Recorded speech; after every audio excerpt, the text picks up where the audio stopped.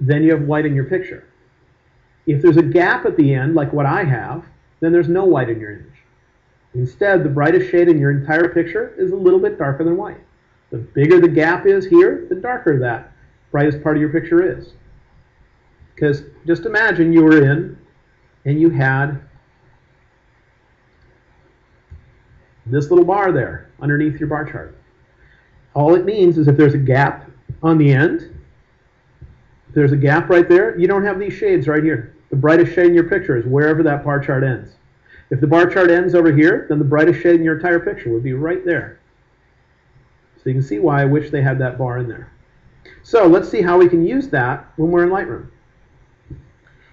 If you find there is a gap on either side of the bar chart, then your image could have more contrast by having either brighter highlights or darker shadows. You don't have any white or black in your picture if you had gaps on either side. What controls the ends of the brightness range in your picture, the most extreme of the bright or most extreme of the dark, would be two sliders in here, and they are called whites and blacks. Whites and blacks. I mainly adjust them after I've already adjusted the image as a whole and I have it looking good. When I think I'm about done, I'm about to move away to another image, then I glance at the bar chart and I see if there's a gap at either end. If there is, it tells me adjusting whites or blacks might be helpful. If there's a gap on the left side, it would be the black slider I'd want to use. If I move it one direction, I'm going to get less of a gap.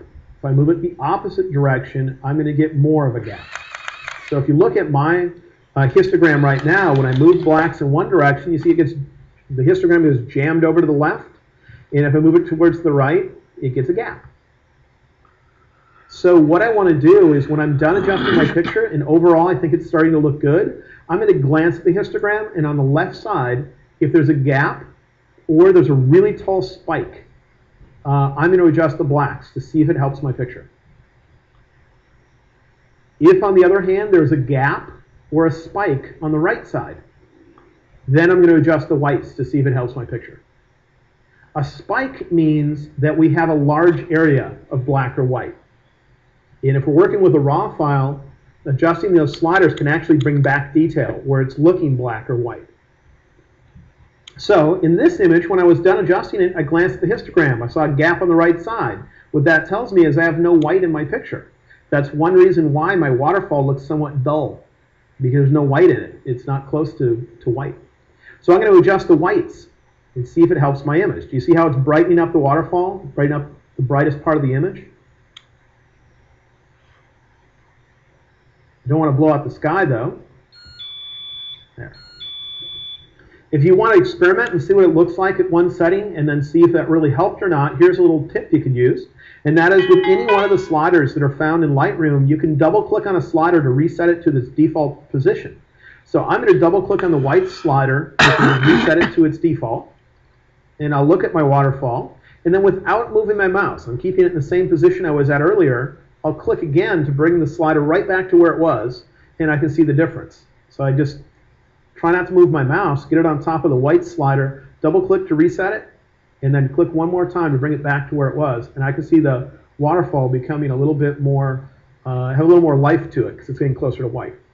We'll talk a lot more about those sliders as we adjust more images, and I'm going to discuss all of these sliders, and in the end I'll tell you exactly what the difference is between all of them. I'll draw little diagrams up on the board and all that. So right now I'm just trying to get started with a few images. So overall, with underexposed images, exposure for overall image, if the entire image is too bright or too dark. Once the problem becomes isolated where it's not the whole image, instead it's just the brightest or darkest areas, it's highlights or shadows. With underexposed, usually shadows. You could bring it up if you need more detail there. When you're done with those, then you can glance at your histogram. Look at the ends. Don't care about the shape in the middle. Look at the ends. Is there a gap or a spike? On the left side, you see a huge spike. It's really tall in the very end.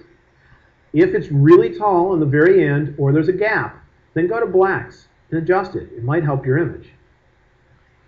You see how I can get even more shadow detail out of that by doing blacks?